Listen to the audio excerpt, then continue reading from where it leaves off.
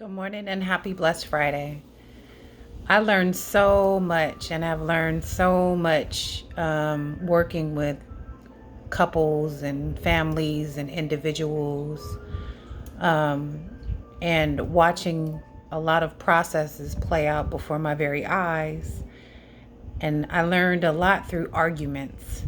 Um, and what I find is a lot of arguments aren't productive. They don't produce what it is that people are trying to get at the heart of the matter, right? And trying to understand what the underlying issues are or where the discord comes from. What they do is they express strong emotions, but oftentimes they don't get to address the underlying point or resolve any problems. And one particular situation, it just made me think about like how people deal with one another, right? And a long time ago, my mother used to say, it's not what you say, it's how you say it. If my tone was off, that would throw the whole conversation off because what I wanted to say didn't come off in the manner that it should have because someone got lost in the tone of my voice. If I'm yelling, I learned as a parent and even as a child myself that the information didn't sit. And it made me think about what if adults dealt with each other the same ways that they deal with children when they're trying to teach them something, right? So an example I have are there are two examples. One is when I was little, my father wasn't the most patient man, and I can laugh about it now. Um, and there were two things he tried to teach me. He tried to teach me how to tie my shoes and tell the time. Needless to say, as an adult, I probably don't tie my shoes the same ways that other people do. I learned how to do it and get it done to get my dad off my back. Okay, that was one. And then two, today, I don't wear watches. I don't like to have to stop and look down. I don't like anyone stopping me and saying, "Excuse me, do you have the time?"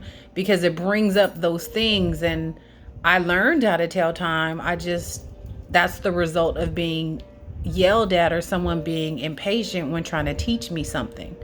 And like fleshing this out. Okay, so we're fleshing it out in a way where we are saying arguments aren't productive, tone of voice is everything, and then trying to understand what your intentions are. So if you intend to connect with someone, you intend to teach someone something, or you want to understand where someone is coming from, think about how you expect or would like for someone to teach you when you were, or would have liked for someone to teach you when you were a child. And if you have children now, how do you want your kids to learn from the adults that are teaching them? And I'm banking that you don't want them to be yelled at.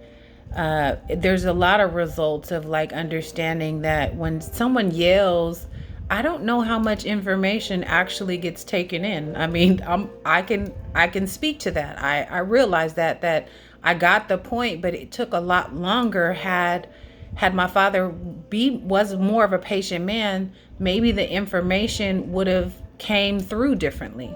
If he would have slowed down, took a step back, explain some steps leading up to the result or end result of me learning how to tie my shoes or learning how to tell time, I would have received it in a different way, right? So think about in your adult life, in your relationships. What if you talk to each other in a way in which you do children, where you ask more questions, you're calm, you're collective, you're explorative, you want to understand more? I believe that maybe your relationships would be a lot different because the intent or the intentions to understand the other person and stay connected, and ultimately wanting to deepen the relationship, well, that would be the result of speaking to them in a way in which they could actually metabolize the information or the concern that you have. So if you intend to want if your intention is to want to be connected to someone, how do you seek to do so? If you know that if your tone is off and your voice is raised, and you know at this point that will lead to an argument, well, then is that really the intention, to stay connected and to resolve? And that doesn't mean that every situation or disconnect will be resolved.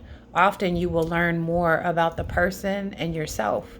Sometimes it boils down to wanting to control a person or the situation, or something that's happened with you in your life.